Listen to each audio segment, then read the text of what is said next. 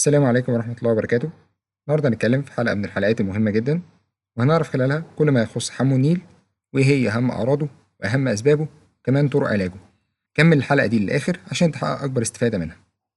ويا ريت لو أنت لسه أول مرة تتفرج علينا ما تنساش تدعمنا وتدوس لايك، تعمل سبسكرايب للقناة، وتفعل زر الجرس عشان توصلك الفيديوهات الجديدة أول ما تنزل على طول. خلينا نعرف الأول إيه هي أسباب حمو النيل. حمو النيل أو الطفح الحراري أو الحصف الحراري دي من الحالات الشائعة جدا في فصل الصيف، ويعتبر من الحالات الجلدية المشهورة اللي بتصيب الغدد العرقية، وبتحصل بسبب انغلاق القنوات العرقية وانسدادها، واللي هيظهر على الجلد في شكل حبوب صغيرة لونها أحمر. ويعتبر الأطفال وحديث الولادة أكتر الناس اللي بيحصل لها حمو النيل، وهتلاقيها منتشرة أكتر في الظهر والجذع والرقبة والجزء العلوي من منطقة الصدر وتحت الإبط. والموضوع ده بيحصل في الأطفال أكتر لأن الغدد العرقية عندهم مش متطورة بشكل كامل بعكس الكبار. طيب إيه هي أعراض حمو النيل؟ أو هتلاقي الطفل بيشتكي من إيه؟ أول حاجة زي ما قلنا هتبص على جلده هتلاقي بقع حمراء صغيرة، والحبوب دي هتلاقيها منتشرة في الأماكن المتغطية بالهدوم، زي المناطق ما بين الفخدين والرقبة وأسفل الظهر وتحت الإبط. كمان هتلاقي الطفل بيشتكي من حكة وهرش كتير في المناطق المتأثرة. كمان في بعض المناطق هتلاقي ورم خفيف في المنطقة المصابة، وخد بالك إن البقعة دي بتستمر لعدة أيام وبعد كده بتختفي. كمان حمو النيل مش معدي خالص وما بيتنقلش من طفل للتاني. نروح بقى لطرق علاج حمو النيل. قبل ما أقولك العلاج لازم تعرف إن في حاجات لازم تتعمل مع العلاج علشان تقلل من إفراز العرق. زي إيه؟ زي مثلا إن الطفل يلبس هدوم قطن عشان تسمح له بوصول الهواء للجلد، ويبعد عن القماش الصناعي لأنه هيخليه يعرق كتير.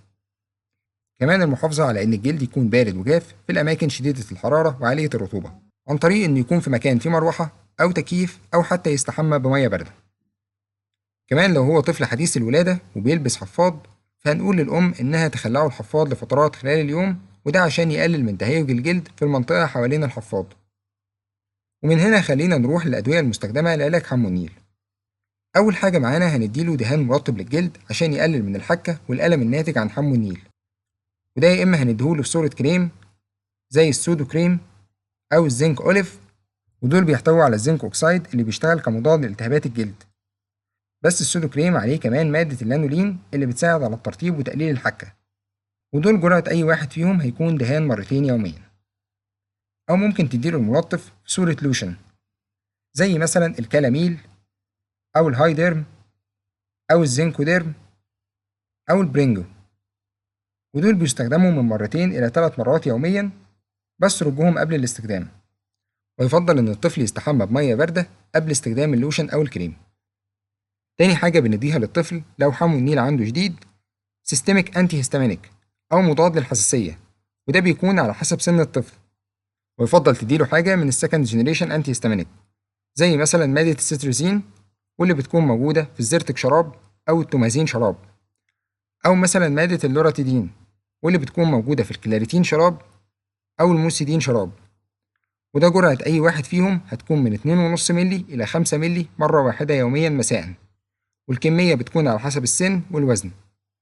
وطبعا لازم يكون الطفل أكبر من سنتين عشان تديله أي حاجة من الحاجات دي، ولو الطفل أصغر من كده بنديله نقط للحساسية. في ملحوظة أخيرة حابب أقولها، وهو إنك تحاول تتجنب إنك تدي الطفل كريمات بتحتوي على كورتيزون زي البيتاديرم أو التاكساكورت أو أي نوع تاني، وده لأن حمو النيل بياخد مساحة كبيرة قوي من الجلد، وأضرار الكورتيزون في الحالة دي هتكون أكتر من منافعه بالنسبة ليه. في سؤال أخير حد ممكن يسأله، وهو إزاي أفرق بين حمو النيل والحساسية عند الأطفال.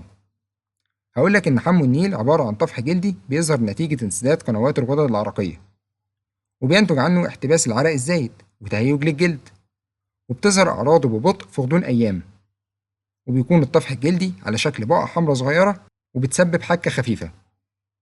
إنما الحساسية بتظهر كرد فعل للجهاز المناعي لما بيتعرض لبعض العوامل البيئية زي بعض الأكلات أو بعض الأدوية، والأعراض بتاعة الحساسية بتظهر على طول خلال دقايق من التعرض للعوامل دي.